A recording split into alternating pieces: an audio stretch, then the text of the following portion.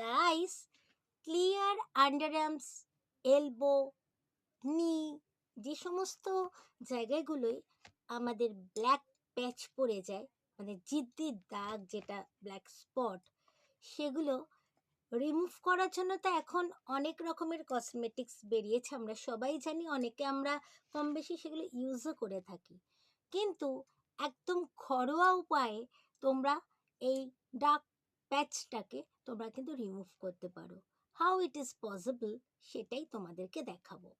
কিছু না, তোমাদের যে সোপটা খুব প্রিয় পছন্দের, তো সেরকম তোমরা একটা সোপ নিয়ে বেশ কিছুটা পরিমাণ সোপটাকে গ্রেটার দিয়ে গ্রেট করে নাও, বা অল্প একটু সোপ সেটাকে কাট করে নিয়ে একটা পাত্রের মধ্যে অল্প একটু জল দিয়ে ভিজিয়ে রাখো।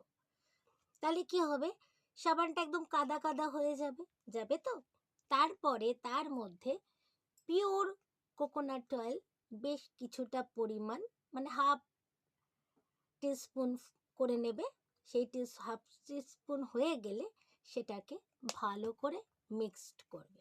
Mixed well before use. তো এটাকে ঠিক এরমভাবে মিক্সড করলে না একটা মানে মাটি মতন কাদা কাদা একটা ভাব আসবে।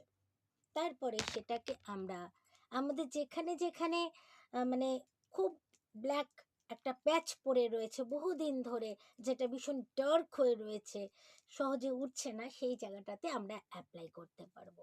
সে তুমি ফেসেও করতে পারো, এটা কোনো অসুবিধা নেই, তুমি ফেসেও এটাকে দিয়ে রাব করতে পারো। তুমি তোমার গলাতে এটাকে দিয়ে ভালো করে এরকম রাব করতে পারো, হাতের দ্বারা খুব সুন্দর করে এটাকে মাসাজ করে করে রাব করবে, সুন্দর করে করে এরকম ভাবে রাব করবে। তোমাদের হাতে এরকম ভাবে অ্যাপ্লাই করতে পারো, ফুল হ্যান্ডসে অ্যাপ্লাই করতে পারো, তোমরা অ্যাপ্লাই করতে পারো তোমাদের আন্ডার আর্মসে, সেখানেও তোমরা কিন্তু এরকম রাবলি এটাকে তোমরা অ্যাপ্লাই করতে পারো। বেশ কিছুক্ষণ এটা 1 থেকে 2 মিনিট মতন এটাকে রাব করে রেখে দেবে। এরকম ফুল হ্যান্ডসেও তোমরা ওরকমভাবে ড্রপ করে রেখে দেবে, তোমাদের হাঁটুতে, তোমাদের এলবোতে। আমি এটা প্রায় মানে ইউজ করি, তার জন্য আমার কিন্তু কোনো সেরকম মানে প্যাচটা ওরকমভাবে কিন্তু জিদ্দিভাবে পড়ে না।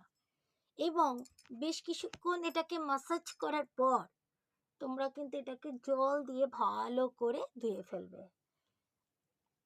আফটার ওয়াশ নিজেরাই রেজাল্টটা দেখলে বুঝতে পারবে যে এটা কতটা ইফেক্টিভ। করে দেখো, আর কেমন লাগলো অতি অবশ্যই কমেন্ট করো কিন্তু।